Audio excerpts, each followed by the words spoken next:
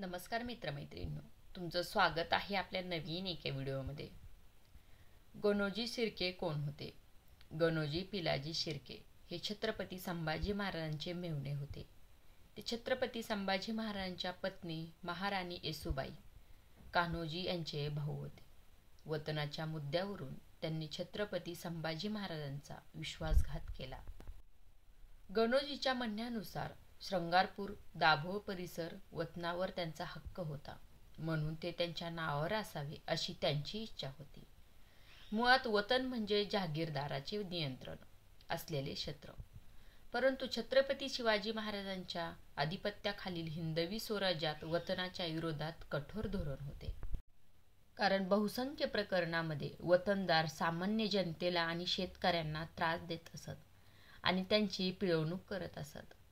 शिवाजी महाराजांनी वतन देण्याची प्रथा बंद करून सरदार व सेनापतींना रोखीने पगार निश्चित केला होता. परंतु गणोजी शिर्के वतनावर ठाम होते. जेव्हा ते रायगडावर वतन मागण्यासाठी आले तेव्हा महाराणी येसूबाईंनी स्पष्ट नकार दिला आणि नंतर छत्रपती संभाजी महाराजांना भेटून वतनाची मागणी केली. तेव्हा त्यांनी त्यांचे वडील शिवाजी महाराजांच्या धोरणाचा हवाला देत त्यात ठाम नकार दिला आणि ते त्यापासून कधीही विचलित होणार नाहीत आणि त्यांनी स्वतः कधीही वतनाचे समर्थन केले नाही. त्यामुळे त्यांचे मोठे लढाईत रूपांतर झाले आणि गणोजी स्वराज्य सोडून मुघलांमध्ये सामील झाले.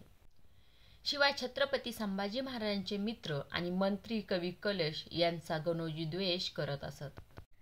त्यांना कवी कलश आणि छत्रपती संभाजी महाराजांची मैत्री आवडत नव्हती. त्यामुळे जेव्हा कवी कलशाला देसाई आणि शिर्के यांच्यातील वाद मिटवण्यासाठी छत्रपती संभाजी महाराजांनी मलकापूर परिसराची पाहणी करण्याचे काम सोपवले, तेव्हा लढा नियंत्रणाबाहेर गेला आणि गणोजी शिर्के यांनी कवी कलशावर हल्ला केला. त्यांना विशाळगडावर माघार घ्यावी लागली. जेव्हा संभाजी महाराजांना हे कळले तेव्हा त्यांनी स्वतः कवी कलशाच्या मदतीसाठी कुंज केली आणि त्यांना शृंगारपुराजवळील कोकणातील संगमेश्वरजवळ येण्यास सांगितले. इथे गणोजी शिर्के यांनी छत्रपती संभाजी महाराजांचे स्थान मुघल सेनापती मुकरब खानास कळवले. मुकरब खान छत्रपती संभाजी महाराजांवर हल्ला करून त्यांना पकडण्यासाठी निघाला.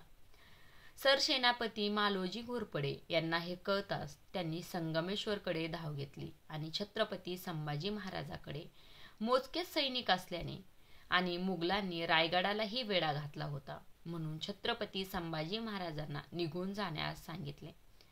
छत्रपती संभाजी महाराज आणि मुकरब खान यांच्यात मोठी लढाई झाली आणि शेवटी मुकरब खान छत्रपती संभाजी महाराजांना पकडण्यास यशस्वी झाला.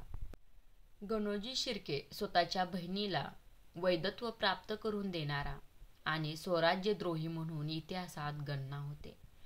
गणोजींच्या या कृत्यामुळे त्यांच्या वंशजांना बहिष्कृत करण्यात आले होते.